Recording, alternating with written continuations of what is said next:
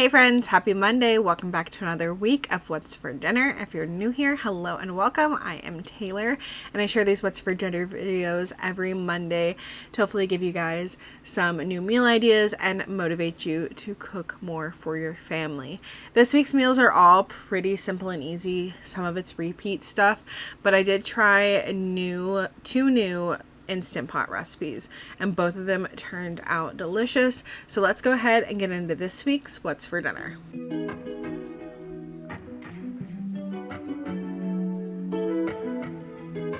The first recipe we had this week was this Instant Pot creamy ziti.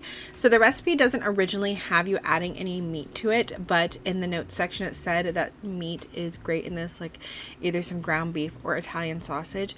So I am going ahead and browning up some Italian sausage with some salt and pepper in my Instant Pot on the saute function. And then it says just to drain any excess grease. If there is any, there wasn't really a lot of grease in this Italian sausage, so I didn't worry about it. And then I'm slowly going to add in my water, or you can do beef broth, and just kind of scrape up any brown bits from the bottom and then add in the rest of your water or broth. I am going to add in some chicken bouillon later to turn that water into broth. And then I'm also adding in some half and half. The recipe called for cream, 2 cups of heavy cream, but honestly heavy cream is kind of expensive, so I just went with half and half and it turned out great. And then I also added in some minced garlic. I'm just using the jarred stuff because I did not feel like mincing up garlic. The point of this recipe is to be super easy. And then Aldi didn't have any ziti pasta, so I just used rigatoni because it's what they had. You could also use like penne or something. It said any tube shaped pasta. And then on top of the pasta, I'm going to add about 15 ounces of crushed tomatoes. Aldi only has the really large can, so I just used half of it. And then I added in some oregano and basil on top of that. And you don't want to stir the pasta in, but you do want to make sure it's completely covered in liquid. And then I put the Instant Pot lid on here and then cooked this on manual high pressure for 5 minutes and let it do a natural release for 10 minutes. Then after the 10 minutes, you can quick release any of the remaining pressure. I added in some freshly grated Parmesan cheese and let that just melt up, and then served this with some garlic bread, and it was delicious and so easy to make, and I would definitely recommend trying this recipe. Saturday night, we just had BLTs on some sourdough bread. I cooked up the bacon in the oven. It's my favorite way to cook bacon, even though it makes the house incredibly hot in the summertime. We had that with some chips and then some watermelon on the side, and this just felt like a very summery dinner. Sunday night, we had chicken quesadillas, and I took a shortcut this time. Instead of cooking up my own chicken, I used these chicken fajitas, chicken breast strips from Aldi. I usually use these for chicken fajitas for lunch, but not usually for dinner. But it made dinner super simple and easy this night. So I heated up that chicken just a little bit in the microwave for like 45 seconds, just so it was a little bit warm and not cold going on these quesadillas. And then I put some butter on my pan and melted that. And then I've got the large burrito sized tortillas, and I'm spreading on a little bit of the chipotle flavored bitchin sauce, and then a little bit of Taco Bell mild sauce, and then some Mexican cheese. And then we got our chicken on there, and I did cut these up into little like chunks instead of like the kind of like strips that they come in. And then I'm adding on a little bit more cheese, and then closing it up and repeating this until I have enough quesadillas for everyone.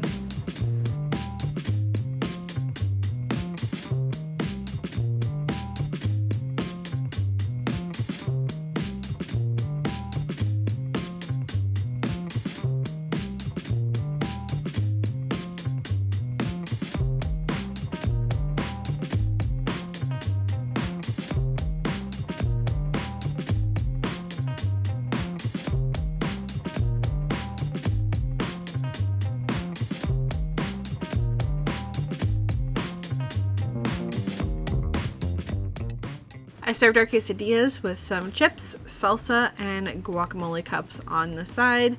and that was a great, quick and easy dinner. Monday night I cooked up these chili lime chicken skewers that I got at Aldi. These are usually like $8 and you get 8 skewers, and I got them for half price, and I was really excited to try them because I had been wanting to try them because I've seen people talk about how good they are. I decided to cook them up on my Cuisinart griddler, similar to like a George Foreman style grill. If you don't know, this can fold in half like a George Foreman, but you can also lay it flat like a griddle. That's why I love it. And then I've also got like waffle pans for it. I've always got this linked in my Amazon store down below. It's a little bit expensive, but I definitely love it and use it all the time, especially since I started using it to like grill chicken and stuff. It works so good for that. So I took my skewers and laid them out on the griddler. I left the sticks kind of hanging off the side because I didn't know like if those would burn or anything. And they all fit on there nicely. And then I closed this up and let it cook for like 6 minutes. And after 6 minutes, they had nice grill marks, and I checked the temperature and they were perfectly done. And it was so quick and easy. I made some boxed yellow rice to go with this and a salad, and everybody loved the chicken skewers. They paired really nicely with that yellow rice. And I have another package of them in the freezer, and I'm not sure if I want to do the same thing or make them in the air fryer this time. They were so good on the griddler though, I might just have to do it on there. Tuesday night we just had burgers. I did make these on the griddler as well, and they cook up really fast there too. It's like 5 to 6 minutes and burgers are done. And while the burgers were cooking, I made my corn in the air fryer. I will have a video linked down below on how I do that. I've shared that before. We just had burgers and corn and chips. Wednesday night, I tried another new recipe in the Instant Pot. This is Instant Pot Marry Me Chicken Pasta. I've made a Marry Me chicken like on the stovetop before and in the oven, but never a chicken pasta that was Marry Me flavored, I don't think.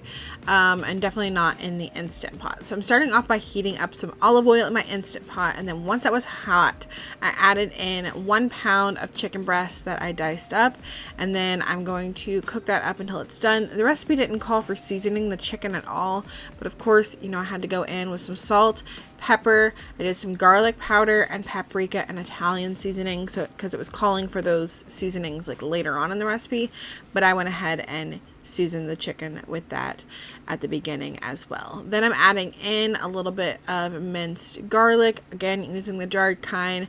Just gonna stir that around for like 30 seconds to a minute, and then I'm gonna start slowly adding in my water, or you can do chicken broth. I'm gonna add Knorr chicken bouillon later to turn it into broth. You just want to do a little bit at a time and scrape up the browned bits at the bottom, and then add in the rest of the broth. And then I am going in with some of those seasonings. I'm doing my chicken bouillon, Italian seasoning, paprika, and some more garlic powder and salt and pepper. And then I'm adding in my 1 pound box of penne pasta. Don't want to stir this now, but we do want to press the penne pasta down into the liquid so it's all submerged. And then I put my Instant Pot lid on this and cooked it for 4 minutes. And then once it was done, I released the pressure, and then you can go in and stir this.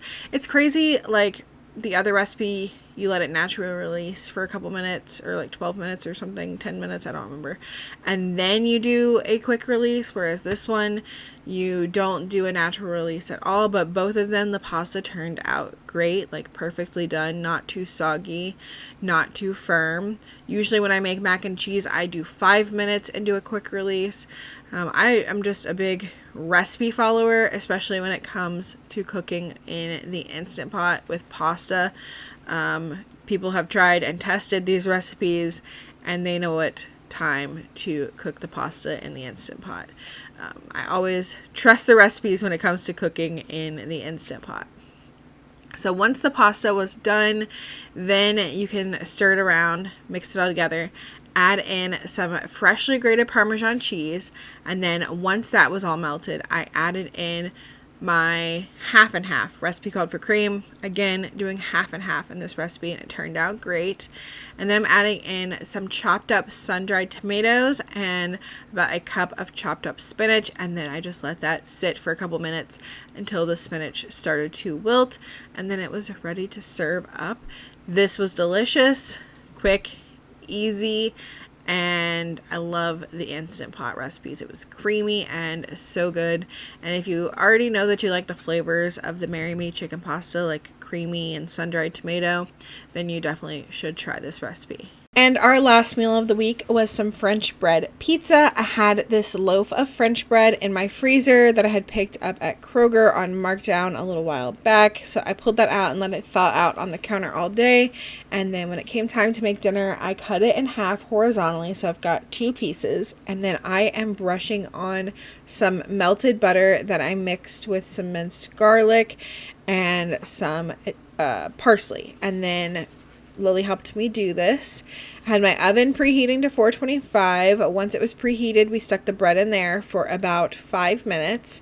Then once it came out, we started adding on our toppings. You just want to put it in there for about 5 minutes so the bread can get a little bit crispy and it doesn't just stay soggy underneath the sauce. So we added on some marinara sauce, some mozzarella cheese, and some pepperoni, and then this went back in the oven on 425 for 12 minutes. And after the 12 minutes, I turned on the broiler and let it broil for about 2 minutes to get those pepperonis nice and crispy on top.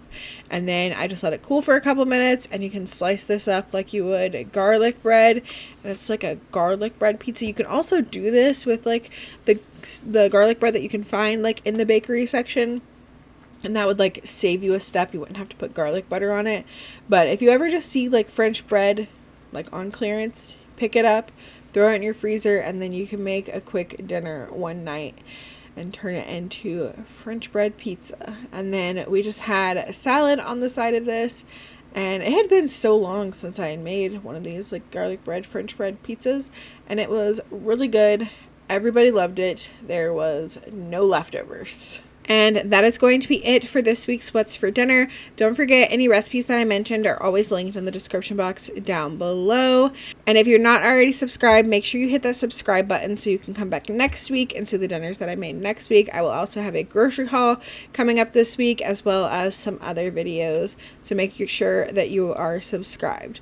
And let me know in the comments down below if you plan on trying any of these recipes, and leave me a smiley face emoji down there as well to let me know you made it here all the way to the end.